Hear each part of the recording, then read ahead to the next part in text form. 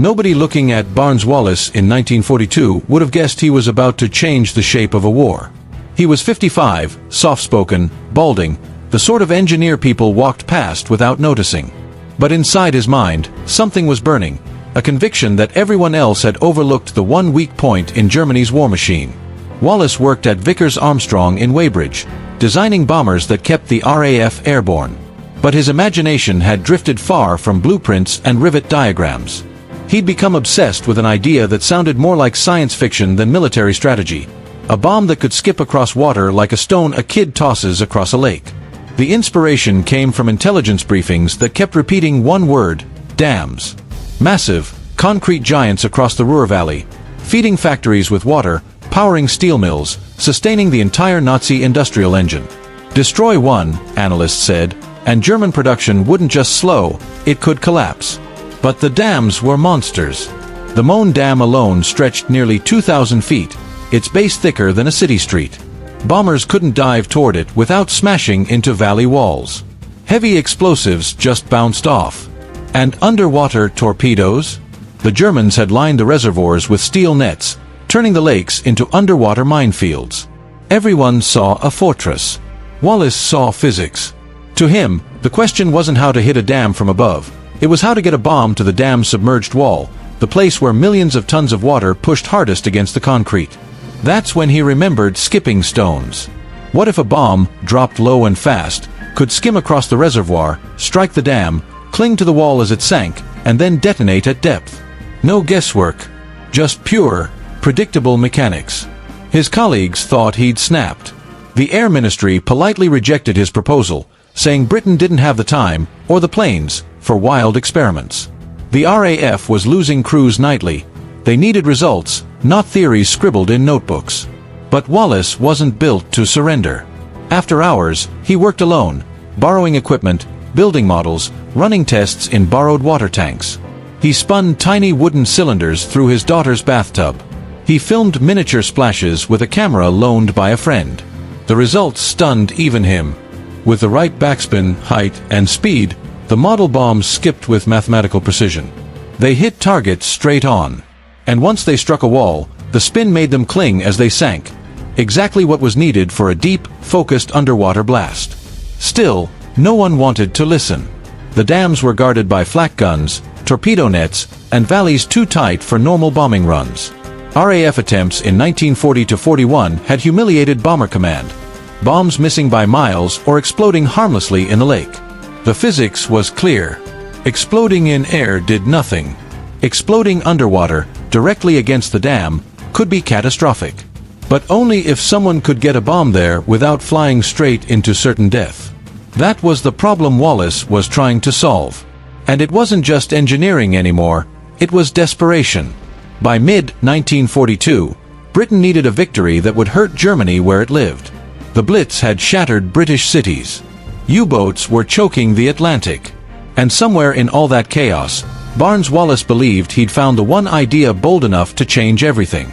Britain needed a victory that mattered, something bold enough to shake Germany's industry and reassure the Soviets begging for a second front. Churchill needed proof that Bomber Command could do more than torch cities. And the Ruhr dams, if anyone could figure out how to destroy them, offered exactly that. The RAF had long stopped trying. Officially, the dams were still targets of interest. Unofficially, they were considered impossible. Wallis knew it. And he knew that unless he could prove his skipping bomb worked flawlessly, those concrete giants would stand untouched until the war's end. So he kept working. His back garden in Effingham turned into a miniature weapons lab. Neighbors saw him crouched over tubs of water, flicking marbles, rolling cricket balls, bouncing objects off angled boards. It looked eccentric, but it was all part of a brutally complex puzzle involving projectile physics, water behavior, and shock waves. A mistake in any one of them meant total failure. Then came the breakthrough, a memory of old Royal Navy tactics, when gunners during the Napoleonic Wars skipped cannonballs across water to smash enemy hulls below the waterline. Wallis added a vital twist: backspin. Spin would stabilize the bomb's path, control each bounce, and finally make it cling to the dam's face as it sank to depth. He scaled up his experiments. First in his yard, then at a water tank in Harmondsworth. He built tiny catapults, spun wooden cylinders by hand, and filmed every test. The early trials were disasters. Model bombs flipping, diving, shooting off at random. But after dozens of runs, patterns emerged. A full-sized weapon, released from 60 feet at about 230 miles per hour with 500 revolutions per minute of backspin, would skip in a predictable arc. 3 bounces, maybe 4. Wallis filled notebook after notebook, spin decay, impact angles, drag curves. He calculated that the bomb needed to weigh around 9,000 pounds, shaped like a fat cylinder to fit into a modified Lancaster. And it required a pressure-triggered fuse to explode precisely at 30 feet underwater. By early 1943, he had what he needed: filmed proof, calculations, full-scale drawings, and exact operational requirements. Lancaster bombers, flying impossibly low at night, would need to release the weapon just 425 yards from the dam. Too high or too slow, and everything failed. But on paper, it would work. Wallis was certain. The bomb itself, later code-named Upkeep, was brutally elegant. A 5-foot steel cylinder filled with Torpex, spun by belt-driven motors and armed with multiple hydrostatic fuses. All he needed now was someone in authority to stop dismissing him. The Air Ministry still refused. They called the idea interesting but impractical. Britain was fighting for survival, not chasing flying stones across lakes. Wallis refused to quit. He rewrote proposals, sent letters, begged for meetings. At one presentation, his film projector jammed in front of senior RAF officers. They thanked him politely and never called back. Then luck intervened. Patrick Blackett, a top physicist, mentioned Wallis's idea to Sir Henry Tizard, the government's chief scientific advisor. Tizard asked for a private demonstration. In February 1943, Wallis arrived in London with his films and a last shred of hope. This time, everything worked. The miniature bombs danced across the test tank, clung to the model dam, and detonated below the surface. When the lights came back on, Tizard asked one question: "How sure are you it will work full scale?" Wallis didn't blink. "Completely certain, sir." Tizard made a phone call. Seconds later, he gave Wallis the news. "Tomorrow, you present this to Air Chief Marshal Harris. Don't bury him in math. Show him how it breaks a dam." Arthur "Bomber" Harris wasn't easily impressed. He believed in overwhelming force, not experimental miracles. But when he watched the footage, he didn't dismiss it. Instead, he asked the one thing Wallis needed to hear: "How soon can it be built?" Wallis laid out the timeline. Modified Lancasters. Specially trained crews. Bombs ready by May. Harris nodded. He had failed to destroy the dams before. If Wallis truly had a weapon that could succeed, it was worth the gamble. On February 26, 1943, Harris approved Operation Chastise. Wallis would get his bombs. Vickers would get 3 months to build them. And somewhere inside Bomber Command, a new squadron would be trained for the most dangerous mission of the war. Creating the bomb was challenging. Creating the squadron was nearly impossible. Harris needed crews who could fly a 4-engine Lancaster at 60 feet above dark water, at night, under German flak. Skills that weren't taught in flight school. Skills most pilots didn't live long enough to practice. He chose Wing Commander Guy Gibson, a 24-year-old with more than 170 operations under his belt. Fearless, relentless, and just young enough to believe the impossible could be done. On March 15, 1943, Gibson received his orders. Form a new squadron, prepare it for a mission he wasn't yet allowed to know, and be ready in 10 weeks. It would be called No. 617 Squadron. And their training was about to begin. Gibson needed crews who'd already survived bomber tours over Germany. Men who were either very skilled, very lucky, or both. Flight Lieutenant John "Hoppy" Hopgood, a veteran of Wellington raids during the Blitz. Squadron Leader Henry Maudslay, calm under pressure. Flight Lieutenant David Maltby, just 23, but already marked for promotion. In the end, 19 crews, 133 men, volunteered once Gibson made it clear this mission wouldn't resemble anything in the RAF handbook. While the squadron trained, Wallis discovered that turning a sketch into a functioning 9,000-pound spinning weapon was far harder than imagined. The bomb's cylindrical shell required machining with precision few factories were used to. Even the slightest imbalance made the weapon shake violently during spin-up, enough to rip it free from the aircraft. The Torpex charge had to be poured without air gaps, and the hydrostatic pistols kept failing pressure trials. The modified Lancasters added their own problems. The bomb bay doors had to be removed entirely, and heavy hydraulic motors installed to spin the bomb before release. The first aircraft arrived at Scampton in early April, and immediately jammed during tests. Wallis had to redesign the drive belt mechanism while crews waited, burning through precious days.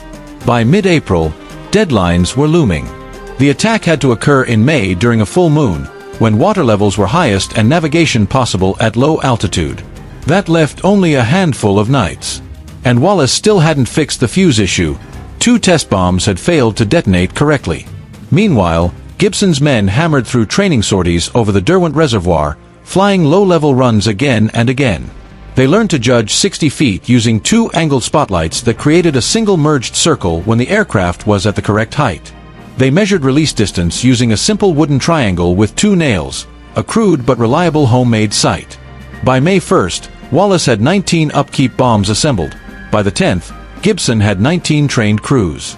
On May 15th, Harris confirmed the date, the night of the 16th. The moon would be full. The reservoirs ready. Low-level flying in daylight was dangerous. At night, with a 4-ton spinning bomb hanging under the fuselage, it bordered on madness. The Derwent Valley served as their rehearsal ground, its steep sides resembling the Ruhr. Altitude control nearly defeated them until Benjamin Lochspizer suggested the spotlight method. 2 beams angled so they touched only at 60 feet. Simple. Brilliant. Life-saving. Distance to target required the same improvisation. The release point, 425 yards, was too close for normal sights. Bomb aimer Frederick Spafford built his wooden V-sight. When the dam towers lined up with the nails, they were at the release point. Now, he'd shout. The engineer would hit the button. But on May 14th, disaster struck. Final tests showed that the hydrostatic pistols were collapsing under the shock when the bomb first hit the water. 2 of 3 failed. Wallis worked through the night, designing a stronger casing. By morning he had a fix, but not enough time to upgrade all 19 bombs. He reinforced those assigned to the main targets, Moan and Eder. The rest kept the older, unreliable pistols. Imperfect, but unavoidable. On the afternoon of May 16th, Gibson finally briefed his men. They saw their targets for the first time, Moan, Eder, and Sorp. They studied photos, memorized routes, walked through approach patterns. At 9:32 p.m., Gibson's Lancaster, AJG, lifted off. One by one, the others followed into the rising moonlight. Crossing the Dutch coast, the 3 waves skimmed so low their propwash kicked spray off the Zuiderzee. Holland lit up with tracer as radar stations spotted them. They were too low for most guns to track, but not all. Flying Officer Vernon Byers in AJK struck a power line, but somehow stayed airborne. Minutes later, Flight Lieutenant Robert Barlow in AJE wasn't as fortunate. His Lancaster hit high-tension cables and blew apart, killing all 7 aboard. The bomb bounced into a field, unexploded. 1 crew gone before Germany. Then AJB, flown by Bill Estelle, was hit by flak near Marbeck. The Lancaster went down in flames. The bomb detonated on impact, leaving a crater 50 feet wide. 2 aircraft lost, and the raid hadn't reached its first target. Still, Gibson pressed on. The Moan Dam lay 80 miles ahead. The surviving crews followed rivers and railway lines, navigating by moonlight, silhouettes, and instinct. Below them, the landscape stretched in silver and shadow, lakes glowing under the moon, forests swallowing the light, villages marked by the thin shapes of church towers. The attack was only just beginning. The valleys ahead narrowed sharply, just as the reconnaissance photos had shown. At 11:28 p.m., Gibson sighted the Moan. The dam rose across the gorge like a dark, solid wall, its towers already flashing with gunfire as the German crews opened up. Gibson went first. He dropped to 60 feet, pushed the Lancaster to over 230 miles per hour, and held steady as the 4-ton upkeep spun up beneath him. The aircraft vibrated under the strain. Bomb aimer Spafford crouched low, aligning the crude wooden V-sight. Steady, steady bomb gone. The upkeep skipped 3 times across the reservoir, struck the wall, and sank. Seconds later a vast plume of water erupted upward, the shock wave rolling across the surface like a white ripple. As the spray settled, the wall still held, damaged but unbroken. Gibson circled and called in the next crew. Hopgood followed in AJM. The gunners had now adjusted their fire. Shells tore through his right wing, igniting fuel. Burning, barely holding altitude, Hopgood released too late. The bomb detonated against the parapet, useless. Moments later his Lancaster broke apart.